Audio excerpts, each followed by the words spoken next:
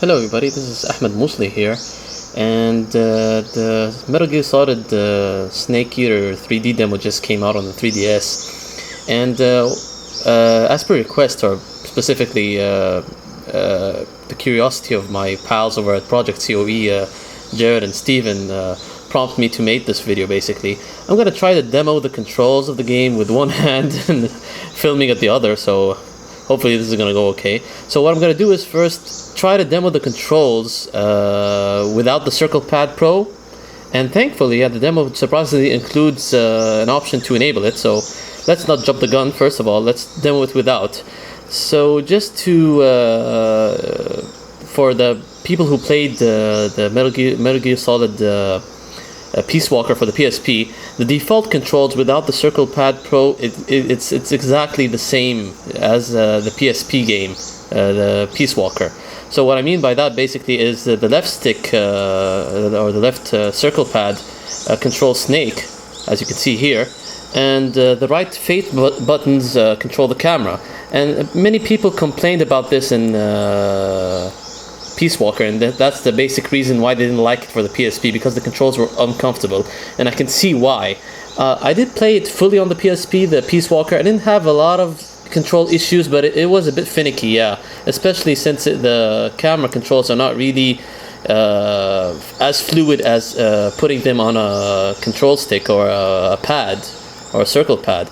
But either way, the default controls hold up pretty well, actually, you know. And just like the PSP Peace Walker, the control pad is actually responsible for various functions as well. The down button ducks and lays prone on the floor, and the left and right buttons actually access your, and you can see here I could actually do it with the touchscreen, which is really cool.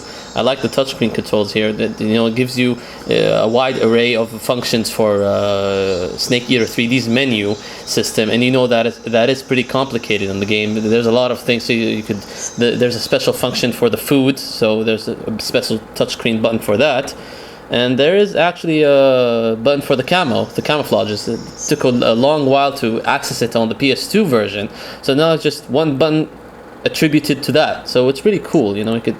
Yeah, as you can see, is the basic touchscreen controls. Actually, cool stuff, actually. So I'm glad that the touchscreen functionality is fully integrated here, and there you can see a mini map here. So that's all well and dandy. See, even if one of the negatives I found on, I didn't play Snake Eater for the PS2. Yeah, I'm that stupid. But I did see it in action a lot of times via videos and whatnot. See, as you can see here, the motion detector functionality works pretty well for the 3DS. It actually shows specific. You can see that red that dot over there blinking. So that I think there's an animal over there. Or there's a snake, most likely. So it's pretty cool that it shows you exactly where. It's like almost like a radar of sorts. In the original game, it didn't work that well. It didn't give you a specific mini-map function as in the various other Metal Gear Solid games like 2 and 4. So that's pretty cool, actually. And yeah, the left trigger aims at third person, and what you could do is, see, when you could if you hold it, you're aiming at third person, but you could actually switch this to first person controls via touchscreen, I believe. See what happens if you do this. It gives you 3 options: auto aim, and FPS, and TPS, which is third person. And it is kind of an issue to reach. Yeah, there you go. Yeah, it is pretty hard to reach when you're holding the L button and trying to change the functionality of what exactly you want to do with the L button. Auto aim is pretty cool as well for the 3DS. So yeah, anyway, that's the basic functionality of the controls without the circle pad. So what you do is enable it. Let's go. And where you go is go to options. And you find some various controls here. So use weapon switch settings and normal camera controls. You could do it inverted or normal. I obviously don't like the inverted controls. You could actually increase the camera speed, or the rotation of the camera speed. So we're looking for, not that, Circle Pad Pro. There we go. Just enable it right here, and you get this mini map. You cannot connect. What you can do is just see tells you testing. The Circle Pad Pro goes automatically at standby mode if you don't use it for so long. So if you want to enable it once again, just press the specific bumper controls for the Circle Pad Pro, and see, you just press ZL and the connection was confirmed. And test the connection, and it actually automatically, or it gives you the option to calibrate the right analog stick or the right pad. So we're going to do this live in front of you guys. Rotate it twice or 3 times, just exactly like the calibrating the left pad. So this is once, twice, 3 times, slowly. Did that. Go next. Now it should give you to see, just want to touch all 4 triangles. So do this, this. Works really well. There we go. Really seamless and simple. I don't know why it didn't calibrate that time. That's weird. Okay, let's do it again. 1, 2, 3. Next. Okay. Did that again. Calibration complete. It's still disabled. That's pretty weird. I actually did it last time. That's very strange. Calibration failed. Try again. Okay. 1, 2, 3. Next. There we go. 1, 2, 3, 4. It is giving me a bit. Calibration failed. Oh, that's a bust. 1, 2. I assure you, when I did that, when I was playing the demo, it didn't give me that problem, so that's very strange. Calibration complete. There we go.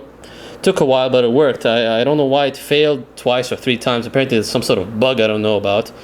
But when I did it the first time, when I was playing the demo, it worked really well and seamlessly. It didn't give me these error messages of failing the calibration process. So anyway, once you enable it, the control scheme changes, and it gives you the full details here. I don't know if you could actually, I'll keep it here for a few seconds so you could read out the controls. But basically does is the camera controls from the face button go to the right circle pad, and gives other functions for the face button. So let's just demo it live here. Yes, change settings. Sure. There we go. So yeah, basically, see, the camera controls are assigned to the right circle pad, and the face buttons have different functions. So now B is ducking, or going prone, instead of the control pad. But I think the control pad still has that functionality if you're comfortable with it. But I think I'm more attributed to the face buttons. And X reloads. It doesn't give you what to do now. And apparently Y and A don't. Oh, Y and A don't do anything. I don't see them doing anything. And you could the right bumpers from the Circle Pad Pro have functionality. So instead of having the regular L and R triggers for the 3DS assigned to aiming and shooting, is now the aiming and shooting is calibrated to the bumpers. See, this is the left bumper. I'll try to demo it live for you guys here. Oops, there you go. That's the left bumper for Circle Pad Pro. This is now for aiming, and ZR for shooting. If I'm not mistaken, yeah. See, that's the bumper, and this is CQC without if you're not aiming. And the R button now is assigned to de-equipping and equipping certain items. So yeah, that's basically what I wanted to show with the Snake Eater 3D demo.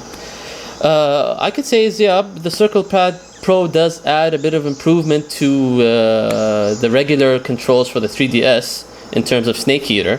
But it does take a while to get accustomed to the position of the right circle pad, because sometimes you're used to having the circle pads next to each other somewhere on these. It's just like regular control pads for your console games. So the circle pads should be like next to each other here, or down here, or down here. That'll be a bit more comfortable to us. instead of having them far apart and having the face button squished in between. But it is actually a better control scheme than what I expected initially, and it is certainly much better than the default controls of the 3DS right now for the Snake Eater. So yeah, I hope this video was informative, and I hope you guys got through my rambling there. So yeah, pretty cool stuff, and I'll see you guys later for a future video. Keep it tuned to my channel.